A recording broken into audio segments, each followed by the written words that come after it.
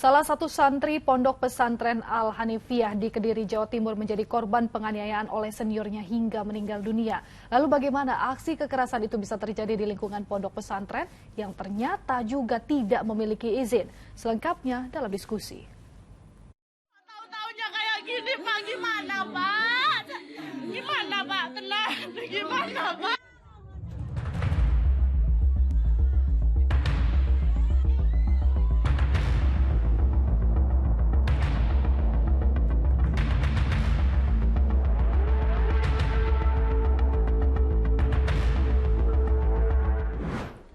Pondok pesantren yang harusnya jadi tempat menuntut ilmu, belajar agama, dan membentuk karakter diri justru jadi tempat kekerasan yang dialami santrinya. Lagi-lagi, seorang santri tewas diduga dianiaya seniornya di salah satu pondok pesantren di Kediri, Jawa Timur. Dan ternyata, ponpesnya tidak memiliki izin. Kok bisa?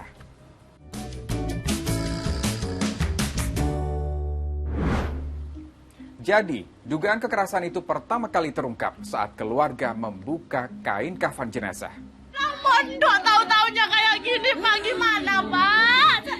Gimana, Pak? Tenang. Gimana, Pak?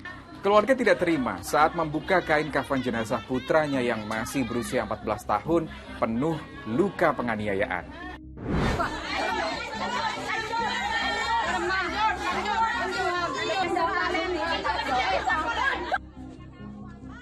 Apalagi sebelumnya pengantar jenazah mencegah keluarga membuka kain kafan dengan dalih jenazah sudah dibersihkan.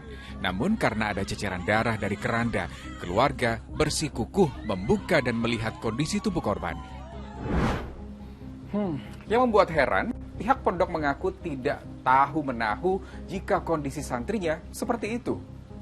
Saya dari awal juga berniat mengantar dengan sebelumnya dapat laporan bahwa ini anaknya jatuh, kan saya tidak ikut nganu toh, tidak ikut apa istilahnya ngeramut, dan itu sudah begitu masuk, saya berangkatnya dari awal di belakangnya mobil ambulan, jadi detailnya saya juga tidak tahu.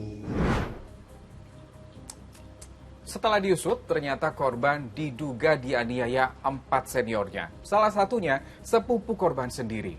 Motifnya ini dia. Kenapa kamu kok ngomong adu-adu, ada-ada, kemudian kenapa kamu kok nggak sholat jamaah? Nah, terus jawabannya Bintang itu tidak nyambung dengan pertanyaan. Kemudian Bintang juga ada memelototi, anak merasa begitu. Kemudian ternyata mereka merasa emosi dan dipukullah Bintang. Heran, pasti. Apalagi ini bukan 1-2 kali kasus kekerasan terjadi di pondok pesantren. Kok bisa ya? Seperti kasus yang saat ini kekerasan sehingga sampai menimbulkan kematian misalnya. Itu bagaimanapun juga itu adalah bagian dari sistem pengawasan yang tidak optimal di pondok pesantren. Oleh karena itu sekali lagi tentu kita ingin bahwa pesantren memiliki sebuah mekanisme dan sistem pengawasan yang lebih baik begitu, yang melibatkan semua pemangku kepentingan internal pesantren yang saya sebutkan tadi, ya, ada santri, ada guru, ada musyrif atau pembimbing asrama, karena beda guru di sekolah, kemudian musyrif atau pembimbing asrama juga itu yang setiap hari punya berinteraksi dengan santri adalah musyrif atau pembimbing asrama, karena mereka tinggal kemudian mereka berinteraksi secara intensif, itu justru para musyrif ini. Nah, yang juga jadi sorotan soal ponpesnya ternyata tidak memiliki izin. Apakah ini juga karena kurangnya pengawasan dari pemerintah, dalam hal ini Kementerian Agama? Kementerian Agama perlu menertibkan pesantren-pesantren yang tidak terdaftar atau liar, ya, dan harus diberikan punishment. Karena bagaimanapun, meskipun saya kira karakter pendidikan pesantren itu pendidikan yang memang lahir dari akar rumput, dari tradisi yang memang jauh dari tradisi formal gitu. Tapi saya kira ini menjadi tanggung jawab pemerintah, ya, untuk menertibkan ini, dan ini juga amanat dari Undang-Undang Nomor 18 2019 tentang pesantren yang menyebutkan bahwa pondok pesantren harus terdata dan pemerintah harus proaktif, ya, harus proaktif untuk memastikan bahwa semua penyelenggaraan pendidikan pondok pesantren harus terregistrasi, ya, terdata, dan ini tentu tujuannya adalah bagaimana semua lembaga-lembaga pendidikan pesantren ini dapat diawasi dengan baik. Dalam kasus ini lalu siapa yang bertanggung jawab atas kematian seorang santri di tangan seniornya sendiri? Orang yang turut serta, orang yang membiarkan, orang yang membantu, itu juga pelaku.